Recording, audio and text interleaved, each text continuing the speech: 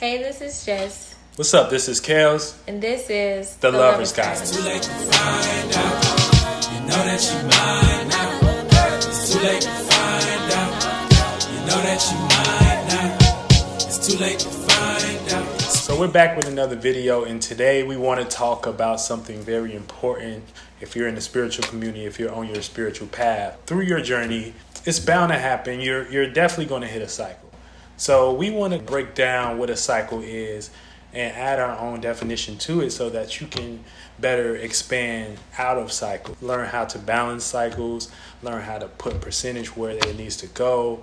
We want to be that guide for you. So with that being said, I'm going to let Jess take the stage and we're going to give you our definition of what a cycle is. We came up with the definition of a cycle being a recurring line of energy. One way to identify if what you're going through is a cycle is by acknowledging and being aware of the fruits that you're manifesting during that specific time. That's actions, that's feelings and emotions, people. And whatever your spirit observes, because everything is a percentage level. And we're not going to tell you what's bad or good. We're only going to tell you what's for you. So if you're doing something that's not for you, then your spirit will give you a sign basically to say, hey, this is not for me. You know, you need to change up something, or you need to change your perspective of something, or you need to jump in and vibrate it in a different way. Just going off of what Kel is talking about as far as like switch up something, change your perspective, that instantly made me think about detachment. You know, you have to allow yourself to be vulnerable, to be able to let go and let be what is. One of the main things we believe in and we preach, well, not even preach, that's just the Sagittarius in me, but teach is awareness, you know, awareness. You need that awareness, you need that acknowledgement, you need to hold yourself responsible, you know, for what's taking place in your life. Yeah. You know, period. And so detachment.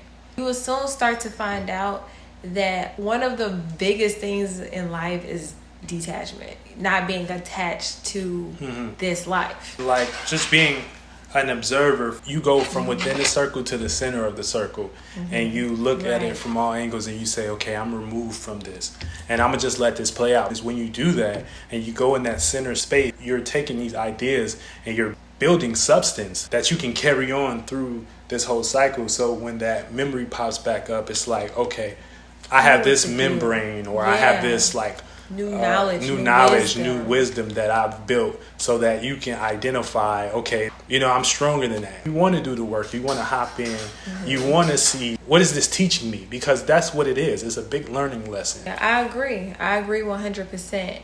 And what I mean by detachment, like, all I'm saying is, you know, like Kel mentioned earlier about percentage level. You know, you want to be mindful of what you're giving attention and energy to, and even if you should be giving it attention and energy at all. You know, not everything that happens in your life is meant for you to cling on to it. Whether that's mentally, physically, you know, you may have to detach. But what are you about to say? Yeah, and I was gonna say, like, even what you think could be the right thing, like, even that's a attachment, like, you know what I'm saying? Just be like, okay, like, you know what I'm saying? It's like you have to like detach from like everything almost, in a sense, you know, just to get back to that center space and really start to observe, you know, this from a different point of view. Definitely. And just to give you like a little sneak peek preview. So I'm doing a piece on my depression, what it was like going through that and that whole experience. And I'm using the hurricane as a metaphor to explain it.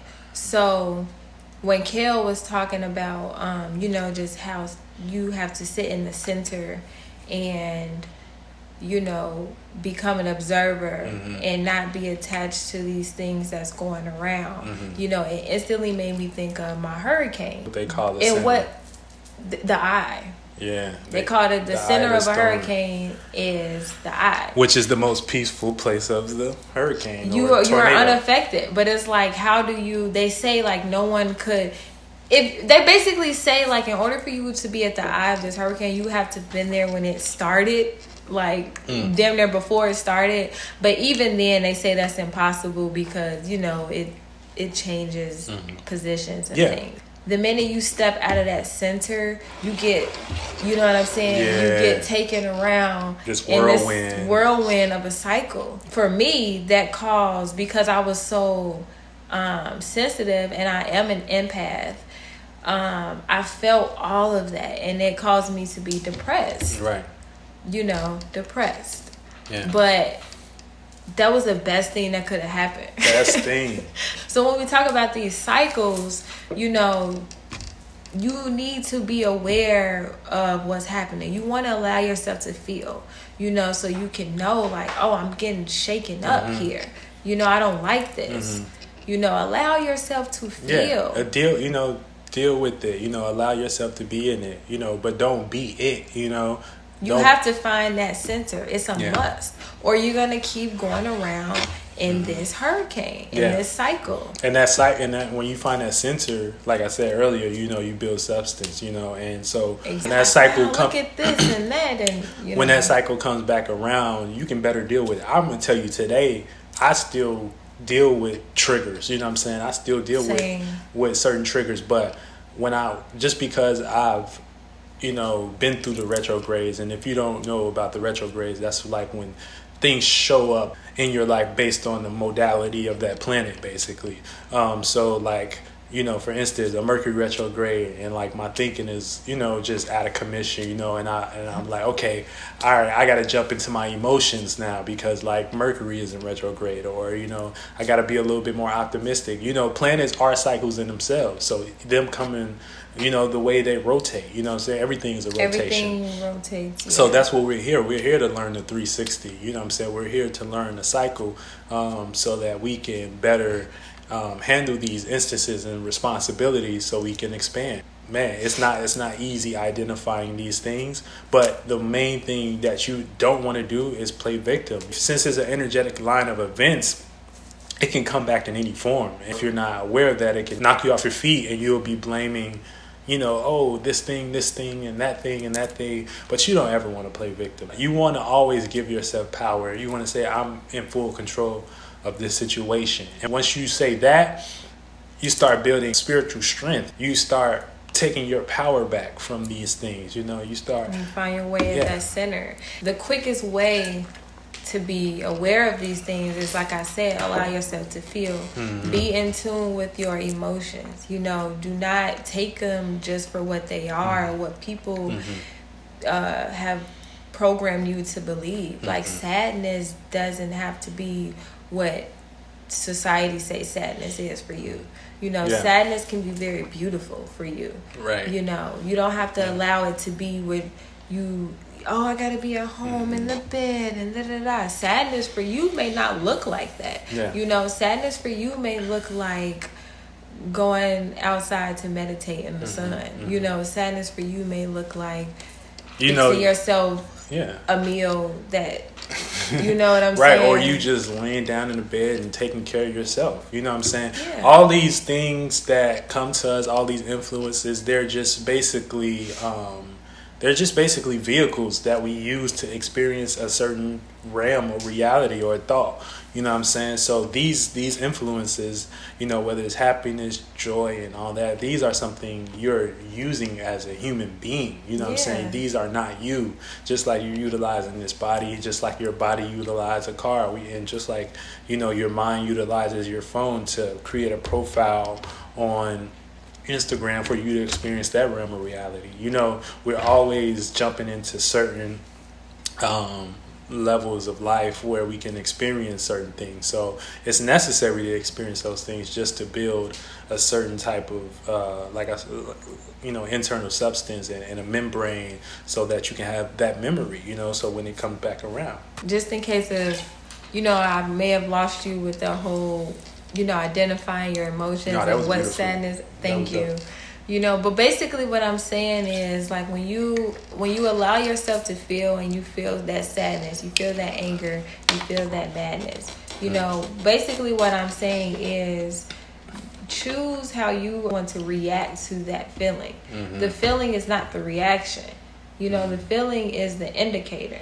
Right. You know, you are always the alchemist. You can always transmute energy and make it something beautiful. That's what I'm saying. So basically, if you are feeling that sadness, okay, maybe I want to go outside and do this. You know what I'm saying? That's what I meant by that. Yeah. More so of the reaction to those feelings. And going back, wrapping it back around to cycle and what that means, you know, reacting in a healthy and beneficial way to your feelings, in a way that serves you and not keeps you in the same feeling, in the same recurring line of energy. Absolutely. Don't ever be lost. Don't ever be lost. You may not have the answer then, but always know that it's working out. So one thing I recommend for taking care, just getting sensitive to, you know, your energy fields and your ethereal bodies. And when I say ethereal bodies, that means like your lighter bodies, basically, the things that pick up emotion and the things that pick up, you know, those states of awarenesses that, you know, you might not be in tune with. That reflects your aura. One thing I recommend is meditation. You know, meditation has always been key for me. You know, at first you think you're not doing nothing, but over time that automatically builds substance, because at the end of the day you're in this center. Like my little star here, you're in the center of all these swirling planets, and the reason why I use planets is because it's the same as influences. So you're in the center of all these influences, and you know you might be in the house, but you're gonna hear, you know, the radiator, or you know, your air conditioner, or your fan, or you know, the light or the clock ticking. That is like, you know, physical training for you to start picking up on lighter frequencies and vibrations, because those are not things that we pay attention to all the time.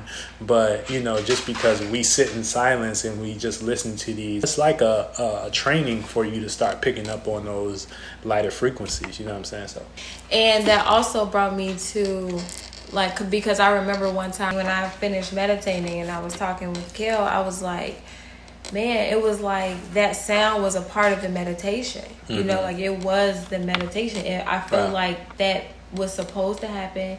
It's no need to be upset or mad, like, oh my God, all the time. Sometimes it's like that was supposed to happen. You know what I'm saying? Like you said, be sensitive to it. Allow yourself to feel. But be mindful of how you react. Right.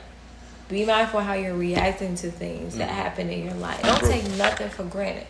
And that is the number one indicator of cycles, you know, how you react to something. If you're constantly reacting the same, guess what? The universe is going to keep giving you situations to react in that way. To remind you that, hey, you're in this cycle. And you don't want to feel like this. You haven't learned what you needed to learn, and you keep choosing to learn like this, and it's your fault. Just still one last thought, you know, and sometimes you can be conscious of, okay, I may be in a cycle, and then you know, like, okay, well, I'm going to get right, I'm from this point on, I'm going to live in a way that, you know, and guess what? That same cycle will pop up because karma is what it is. You may not receive your karma from the situation the next day, the next month, the next year, the next 2 years, the next 3 years. It can come whenever. But if you really say you learned that lesson, you really about it, then you're going to be like, okay, I know what this is. You know, I'm finna move different. I'm not finna get all whatever. And bam, take that situation on, handle it, you know, like a G, and keep it pushing. Yeah, and also sometimes, you know, we all slip up too. So, you know, just be easy on yourself as well. You know what I'm saying? You got to know the balance, you know. It's you know what I'm saying? Be cool. Be easy on yourself. Be easy on you, like chill on you, for real. And also the reason why, like you were talking about karma, because sometimes we bring cycles from past life, which is a karma in another word form. Yeah. You know, and like she said, you don't know why this is happening.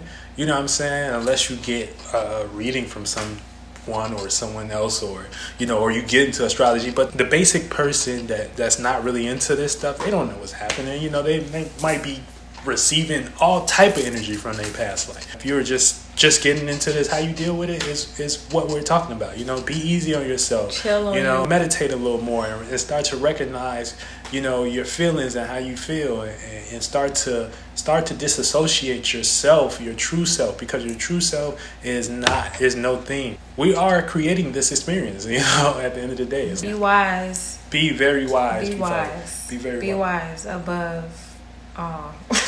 Like, that's just what I'm feeling right now. Be wise. I don't care what you learn here. I don't care how many books you done read here on this earth and what it done taught you or whatever. Right. You know, that don't mean nothing. Yeah. If you don't know who you are. Yeah, because when we talk about knowledge and wisdom, knowledge is just knowing what it is. That's why I call it knowledge. You know the ledge, you know if you should jump off or not. Now, wisdom is going to determine if you're going to actually jump off or not. You know, and you're going to either jump off and crash, or you're going to jump off and you're going to create you a chakra that has a parachute.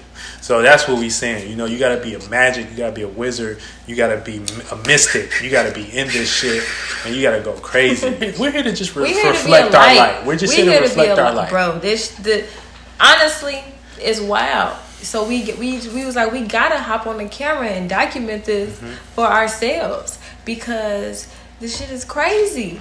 Yeah, and we got kids. Like, we got and this kids. is gonna be a great. They watch TV all day. We be playing them our YouTube videos. And they gonna watch this one day and be like, okay, I see what mommy and daddy was talking about.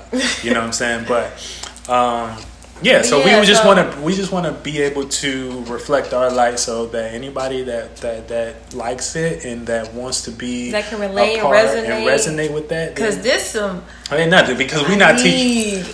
I need people that resonate with me. I know everything is a resonance, and when you think of resonance, that's something that's internal. So we can't really teach you nothing that's inside you. You know what I'm saying? It's all a part of something that you've been a part of for. So if you're here for a reason. You know what I'm saying? So, man. So that has been our video on cycles. Man, powerful. I'm Jess. And I'm Kels. And this is The Lover's Guidance. And we're out. It's too late to find out. You know that you mine.